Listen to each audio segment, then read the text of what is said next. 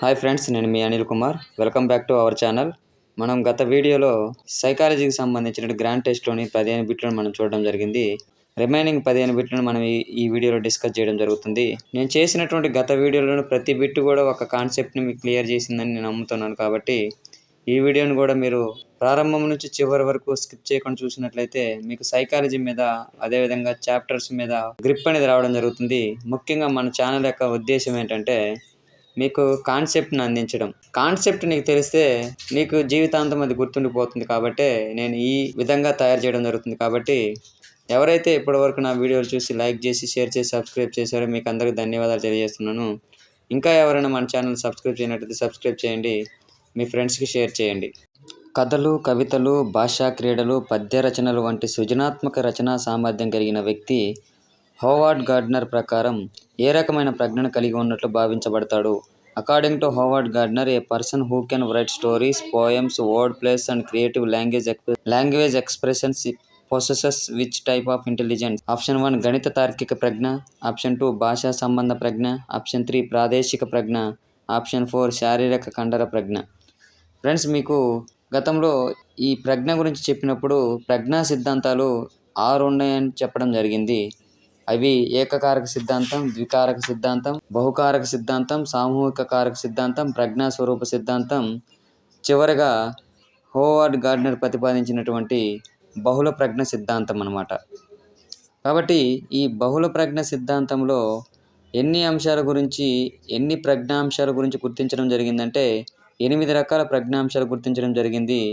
అందులో మీకు ఇక్కడ చూపించినటువంటివి 4, మిగతా 4 వచ్చేసి వ్యక్త్యంతర ప్రజ్ఞ, వ్యక్త్యంతర్గత ప్రజ్ఞ, ప్రకృతి సంబంధిత ప్రజ్ఞ, అదేవిధంగా సంగీత లయ సంబంధిత ప్రజ్ఞ అన్నమాట. ఇవన్నీ కూడా మొత్తం ఎన్ని రకాలను గుర్తించాడు హోవార్డ్ గార్డ్నర్ తన బహుళ ప్రజ్ఞ సిద్ధాంతంలోని కూడా క్వశ్చన్ రావచ్చు. కాబట్టి మీరు అప్పుడు ఏం చేస్తారంటే 8 అనేది మీరు గుర్తుపెట్టుకోండి. అదేవిధంగా హోవార్డ్ గార్డ్నర్ యొక్క పుస్తకం ఏంటని అడగవచ్చు. ఆయన రూపొందించినటువంటి పుస్తకం ఏంటంటే frames of mind, the theory of multiple intelligence అనమాట. ఫ్రెండ్స్, గతంలో చేసినప్పుడు చాలామంది ఏకకారక సిద్ధాంతాన్ని స్టెర్న్ కాదు, టెర్మన్ మరియు బినే కూడా అన్నారు కదా సార్ అంటే, అవును, వీళ్ళ ముగ్గురు ఏకకారక సిద్ధాంతాన్ని ప్రతిపాదించినారు. కానీ ముగ్గురు నుంచి పిక్ చేయాలంటే ఫస్ట్ స్టెర్న్నే మనం పిక్ చేయాల్సి ఉంటుందన్నమాట. కాబట్టి ఏకకారక సిద్ధాంతాలు, ద్వికారక సిద్ధాంతం, వీటన్నిటి గురించి మనం డిఎస్సికి ప్రిపేర్ అయ్యేటప్పుడు దాని గురించి నేను ఎక్స్ప్లెయిన్ చేయడం జరుగుతుంది. కానీ ఇక్కడ అడిగిన క్వశ్చన్కి కరెక్ట్ ఆన్సర్ వచ్చేసి భాషా సంబంధమైనటువంటి ప్రజ్ఞను కలిగి ఉండడం జరుగుతుంది.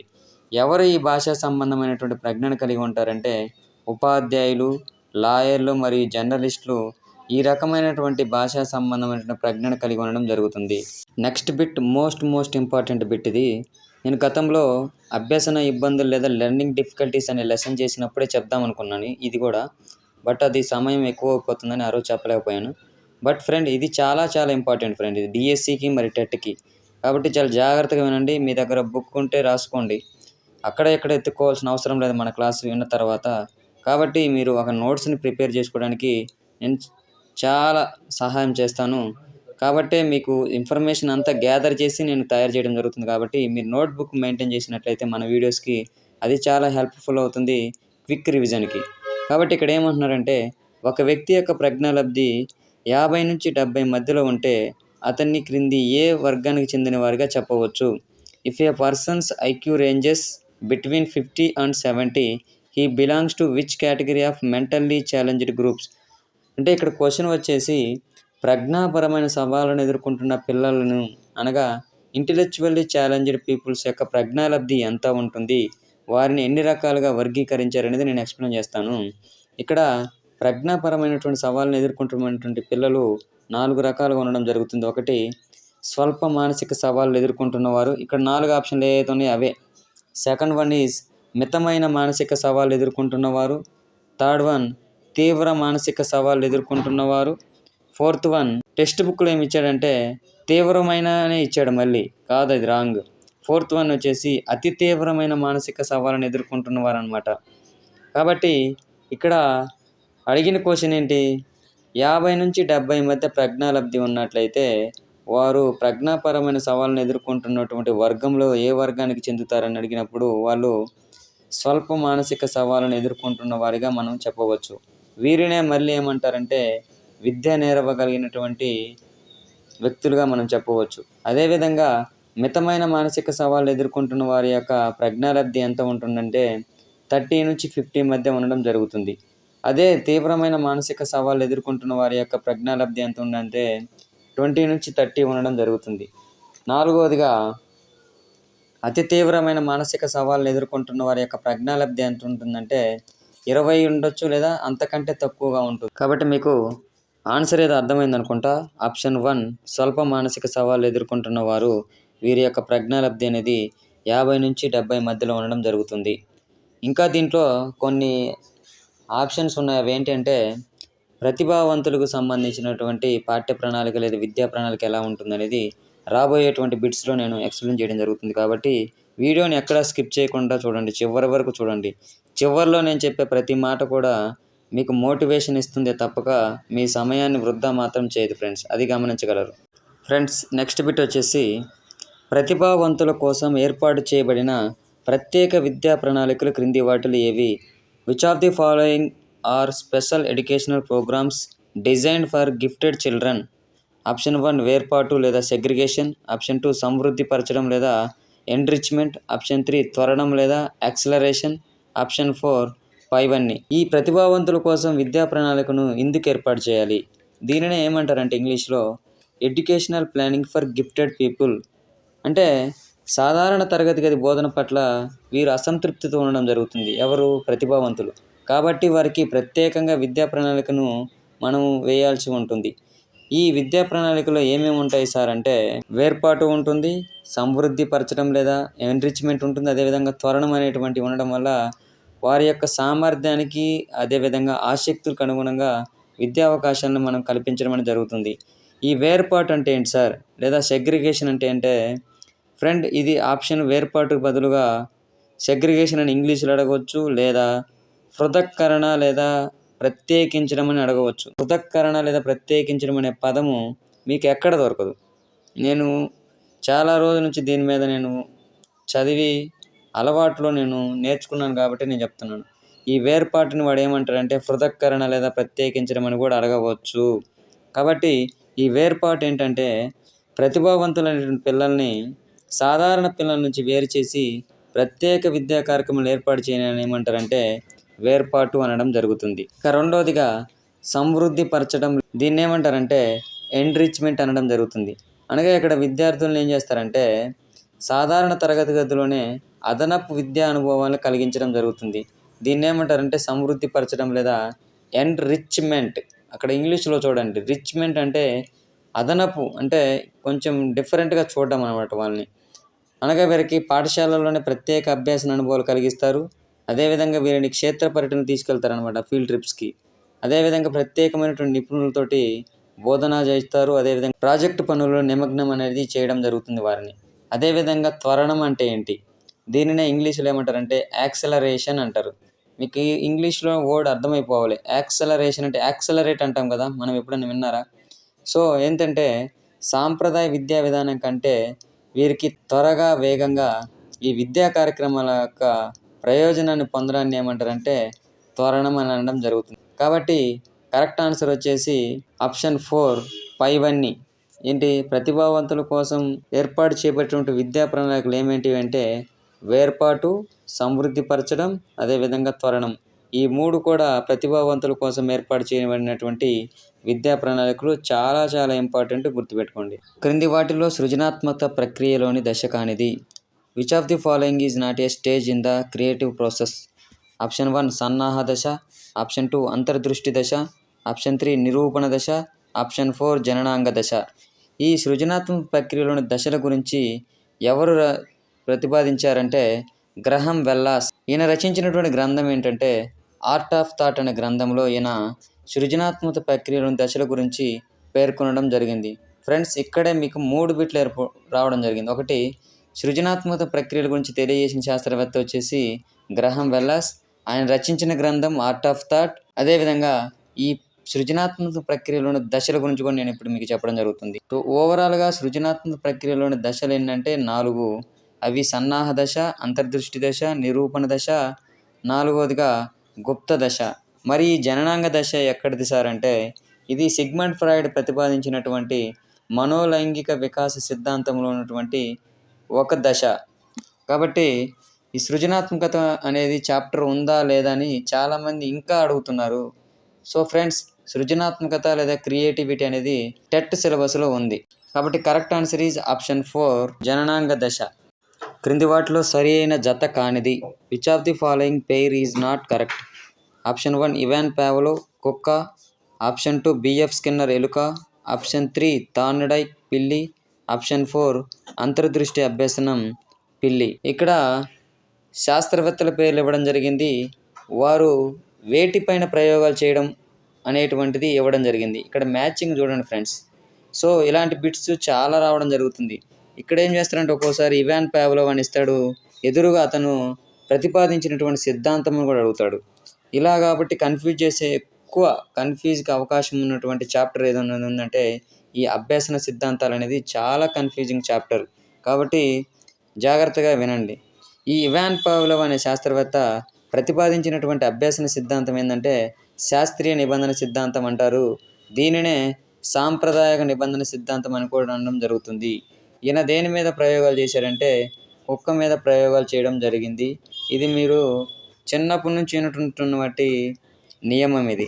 ఇక రెండవది చూసుకున్నట్లయితే బిఎఫ్ స్కిన్నర్.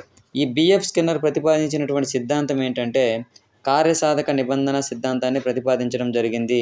దేని మీద ప్రయోగాలు చేశాడంటేనా ఎలుక మీద ప్రయోగాలు చేయడం జరిగింది. ఇక మూడవది చూసుకున్నట్లయితే థార్న్డైక్ ప్రతిపాదించిన సిద్ధాంతం ఏంటంటే యత్నదోష పద్ధతి అనమాట. ఈయన దేని మీద ప్రయోగాలు చేయడం జరిగిందంటే పిల్లి మీద ప్రయోగం చేయడం జరిగింది. ఇక నాలుగవది చూసుకున్నట్లయితే అంతర్దృష్టి అభ్యసన సిద్ధాంతం. ఈ అంతర్దృష్టి అభ్యసన సిద్ధాంతాన్ని ప్రతిపాదించిన శాస్త్రవేత్త ఎవరంటే కోహ్లర్.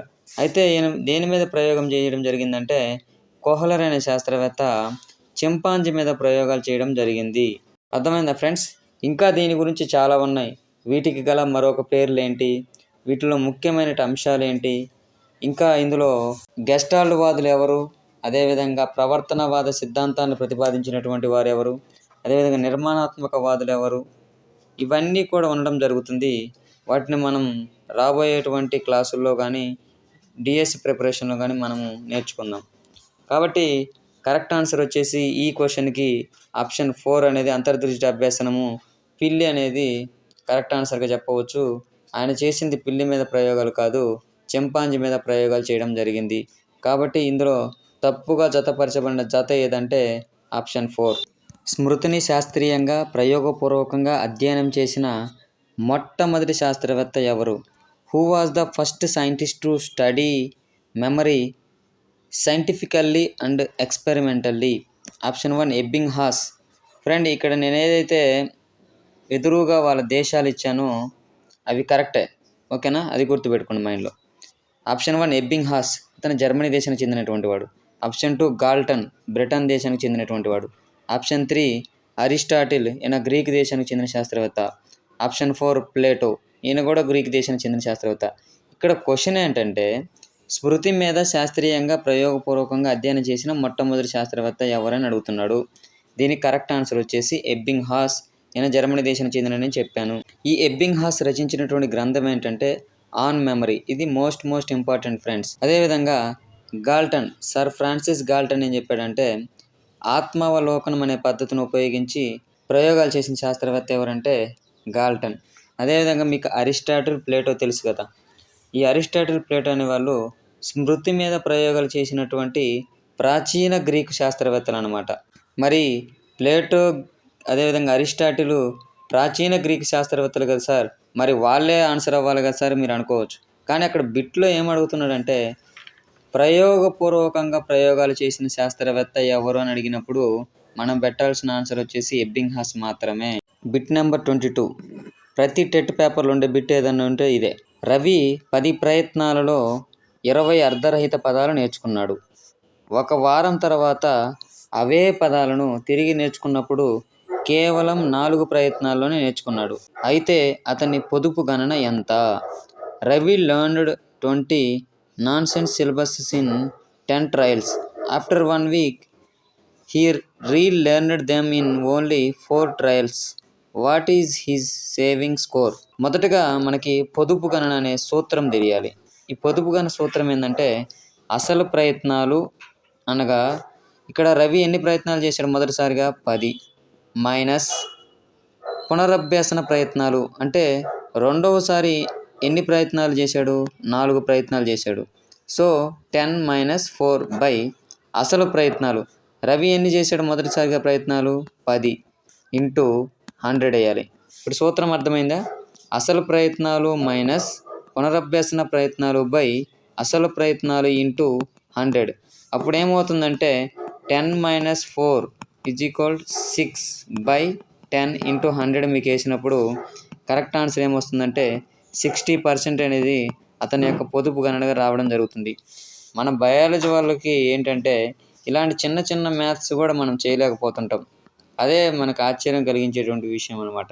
తన కోపాన్ని లేదా కుంగుబాటు దీన్నే కుంటనం అంటారు. ఈ కుంటనంను అసలు వ్యక్తి పైన కాకుండా తనకంటే తక్కువ వారిపైన లేదా వస్తువులపైన చూపడం దేనికి ఉదాహరణ? Showing anger or frustration on someone weaker or on objects instead of actual source is an example of which defence mechanism? Option 1 విస్థాపనం లేదా డిస్ప్లేస్మెంట్, ఆప్షన్ 2 ప్రతిగమనం లేదా రిగ్రెషన్, ఆప్షన్ 3 దమనం లేదా సప్రెషన్, ఆప్షన్ 4 హేతుకీకరణ లేదా రేషనలైజేషన్. ఫ్రెండ్, నేను నిన్న చేసినటువంటి వీడియోలో దీని గురించి నేను పూర్తిగా ఎక్స్ప్లెనేషన్ ఇవ్వడం జరిగింది. అయినప్పటికీ బ్రీఫ్గా నేను ఇవ్వడం జరుగుతుంది. కరెక్ట్ ఆన్సర్ వచ్చేసి విస్థాపనం లేదా డిస్ప్లేస్మెంట్. అంటే ఇక్కడ ఒక వ్యక్తి తన కోపాన్ని ఎవరైతే తనని బాధ పెట్టారో వాళ్ళ మీద చూపించకుండా తనకంటే తక్కువ స్థాయి వేడి మీద కోపాన్ని చూపించడాన్ని ఏమంటారంటే విస్థాపనం అని చెప్పవచ్చు. ఒక కానిస్టేబుల్కి ఎస్ఐ మీద తనకు గల కోపాన్ని ఖైదీ మీద చూపించడము, అదేవిధంగా అత్త మీద కోపం దుత్త మీద చూపించడం అనేది ఉదాహరణగా చెప్పవచ్చు. తర్వాత ఏముంది? హేతుకీకరణ. హేతుకీకరణ అంటే ఏంటంటే కారణాన్ని వెతకడం. అనగా పరీక్షలు ఎన్నిసార్లు ఫెయిల్ అయితే అంత మంచిది, అదేవిధంగా పునాది కూడా బలంగా ఉంటుందని కారణాలు వెతకడం అని చెప్పడం జరుగుతుంది. అంటే నేను ఫెయిల్ అయినాను అని ఒప్పుకోకుండా దానికి కారణాన్ని వెతకడాన్ని ఏమంటారంటే హేతుకీకరణం అంటారు. అదేవిధంగా మనకి ఎక్కువగా ఉపయోగించేది ఏంటంటే అందని ద్రాక్ష పుల్లనని చెప్పడం అన్నమాట. మరి ప్రతిగమనం అంటే ఏంటి సార్ అంటే నేను చెప్పాను. ప్రతిగమనం అంటే వెనక్కి వెళ్ళడం అని. వెనక్కి వెళ్ళడం అంటే ఏంటంటే ఒక వ్యక్తి పెద్దవాడైనప్పటికీ కూడా చిన్న పిల్లవాడిలాగా ప్రవర్తించడాన్ని ఏమంటారంటే ప్రతిగమనం అంటాడు. ఉదాహరణగా ఆఫీసర్తో తిట్లు తిన్నటువంటి గుమ్మస్తా ఇంటికి వచ్చి బోరున ఏడవడాన్ని ఏమంటారంటే ప్రతిగమనం అనడం జరుగుతుంది. ఇక చివరిగా దమనం. బాధాకరమైనటువంటి లేదా విచారకరమైనటువంటి విషయాలను వ్యక్తి పూర్తిగా మర్చిపోయి ఉపశమనం పొందడాన్ని ఏమంటారంటే దమనం అనడం జరుగుతుంది. దీనినే ఉద్దేశపూర్వక విస్మృతి లేదా ప్రేరేపిత విస్మృతి అనడం జరుగుతుంది. కాబట్టి కరెక్ట్ ఆన్సర్ ఈజ్ ఆప్షన్ 1 విస్థాపనం. Question number 24.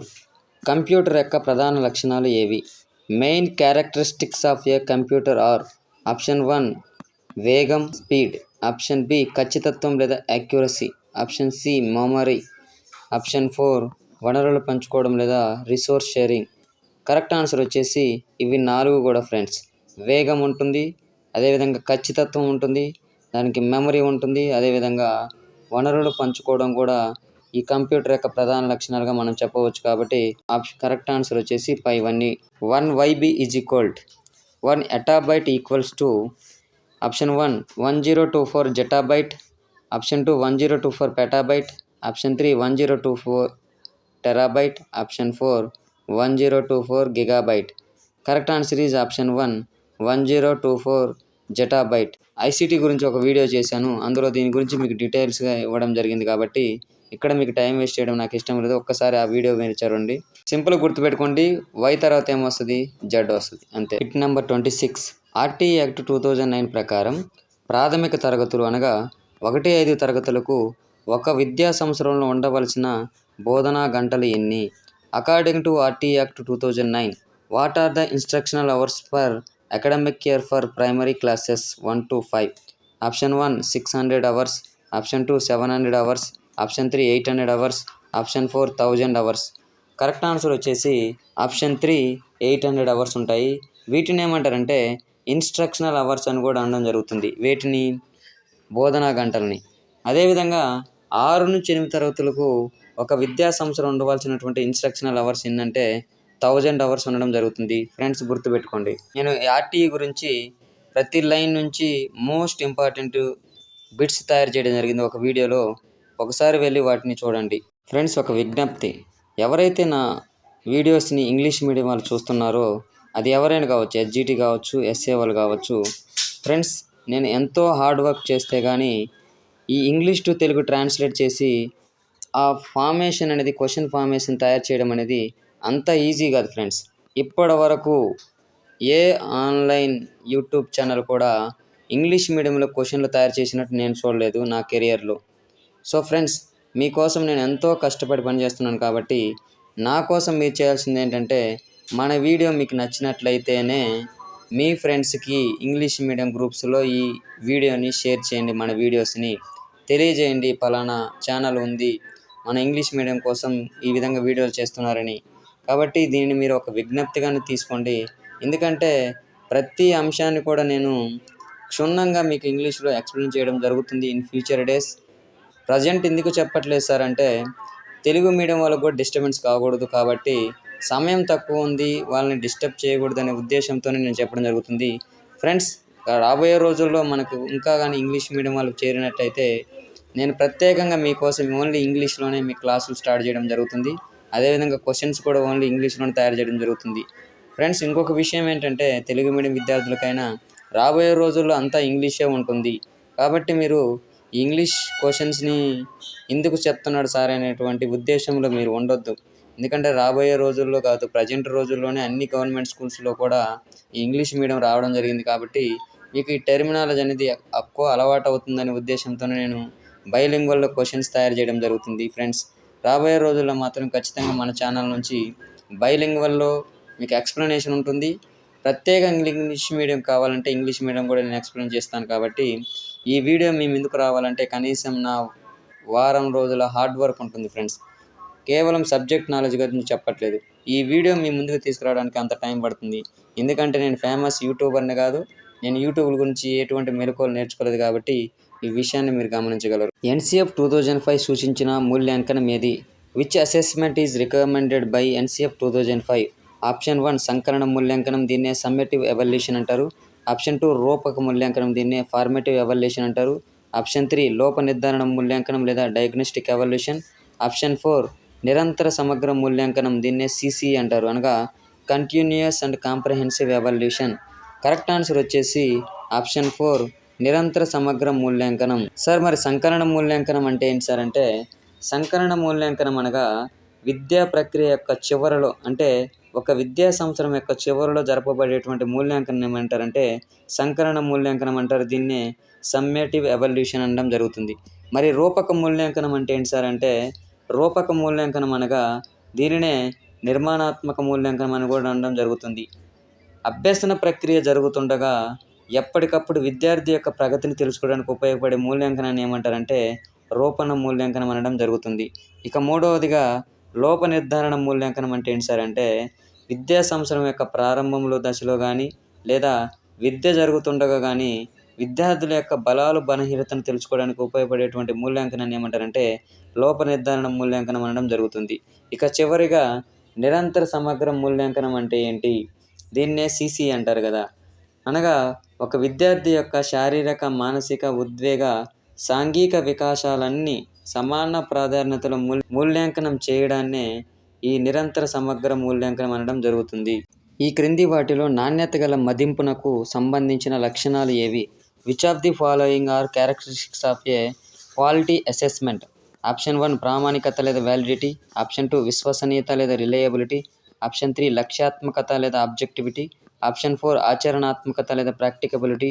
ఆప్షన్ 5 పైవన్నీ. కరెక్ట్ ఆన్సర్ వచ్చేసి ఆప్షన్ 5 పైవన్నీ. వీటితో పాటుగా సమగ్రత లేదా కాంప్రహెన్సివ్నెస్ అనేది కూడా ఈ మదింపుకు సంబంధించినటువంటి లక్షణాలు కూడా.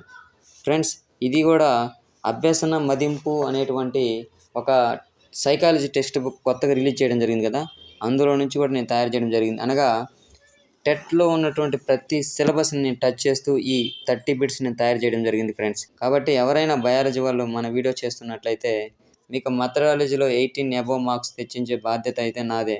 ఎవరైతే నా ఛానల్ ఫాలో అవుతారో వాళ్ళకి ఖచ్చితంగా 18+ వచ్చేటువంటి కంటెంట్ మీకు అందించడం జరుగుతుంది.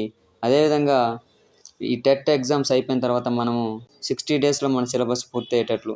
కాబట్టి మీకు తెలిసిన ఎవరైనా బయాలజీ ఫ్రెండ్స్ ఉంటే మన ఛానల్ని షేర్ చేసి సబ్స్క్రైబ్ చేసుకోమని చెప్పండి. ఒక విద్యార్థి పాఠశాలలో చేరినప్పటి నుండి విడిచేంత వరకు అతని పాఠ్యాంశ సహపాఠ్యాంశ పురోగతిని నమోదు చేసే పుస్తకాన్ని ఏమంటారు? What is the record that maintain a students curricular and co-curricular progress from admissions till leaving the school? Option 1 check list, option 2 portfolio, option 3 క్రమాభివృద్ధి నమోదు పుస్తకం, ఆప్షన్ 4 రేటింగ్ స్కేల్. దీని కరెక్ట్ ఆన్సర్ వచ్చేసి ఆప్షన్ 3 క్రమాభివృద్ధి నమోదు పుస్తకం, లేదా దీనినే క్యుములేటివ్ రికార్డ్ అనడం జరుగుతుంది. అంటే ఒక విద్యార్థి ఎప్పుడైతే పాఠశాలలో జాయిన్ అవుతాడో ఆ జాయిన్ అయిన దగ్గర నుంచి పాఠశాలలో తన యొక్క విద్యను పూర్తి చేసుకొని వెళ్ళేంత వరకు కూడా ఒక విద్యార్థికి సంబంధించినటువంటి పూర్తి సమాచారాన్ని నమోదు చేసేటువంటి పుస్తకాన్ని ఏమంటారంటే క్రమాభివృద్ధి నమోదు పుస్తకం, లేదా దీనినే క్యుములేటివ్ రికార్డ్ అనడం జరుగుతుంది. ఇక చివరి బిట్ 30th NEP 2020 ప్రకారం చదువు ప్రారంభమయ్యే వయసు ఎంత? According to NEP 2020 at what age does formal schooling begin? Option 1 5 years, option 2 3 years, option 3 6 years, option 4 ఎటువంటి నిర్వచింపబడలేదు, నాట్ డిఫైన్. కరెక్ట్ ఆన్సర్ వచ్చేసి ఆప్షన్ 2 3 సంవత్సరాలు. నేను NEP 2020 గురించి ఒక వీడియో చేశాను. అందులో మీకు NEP 2020 గురించి డీటెయిల్ ఇన్ఫర్మేషన్ ఉంటుంది. ఫ్రెండ్స్, మీకు ఇంకా ఏ చాప్టర్ మీద ఈ గ్రాండ్ టెస్ట్లు ఏర్పాటు చేయాలో మీరు ఒకసారి కామెంట్లు తెలియజేయండి. ఎక్కువ మంది ఫిజిక్స్ కెమిస్ట్రీ గురించి ఏమంటున్నారు, అదేవిధంగా బయాలజీ వాళ్ళు ముఖ్యంగా మన కోర్ సబ్జెక్ట్ అయినటువంటి మెథడ్, అదేవిధంగా కాంటెంట్ గురించి కూడా చేయమనడం జరుగుతుంది. ముఖ్యంగా నీ ఎగ్జామ్ డేట్ ఎప్పుడో నాకు ఇక్కడ కామెంట్ రూపంలో తెలియజేసినట్లయితే మన బయాలజీ వాళ్ళ ఎగ్జామ్స్ ఎప్పటి నుంచి స్టార్ట్ అయ్యాయి, అదేవిధంగా SGT వాళ్ళ ఎగ్జామ్స్ ఎప్పుడు స్టార్ట్ అయ్యాయి అనేది మనకి క్లియర్గా తెలుస్తుంది. కాబట్టి మీరు ఖచ్చితంగా కామెంట్ రూపంలో తెలియజేయండి. దాన్ని బట్టి మనం నెక్స్ట్ ఏం చేయాలనేది, వీడియోలు ఏం చేయాలనే విషయాన్ని నేను క్లారిఫై తీసుకుంటాను. కాబట్టి ఫ్రెండ్స్, ఈ వీడియోని ఇప్పటివరకు చూసి నన్ను ఆదరించినందుకు మీకు అందరికీ కృతజ్ఞతలు తెలియజేస్తున్నాను.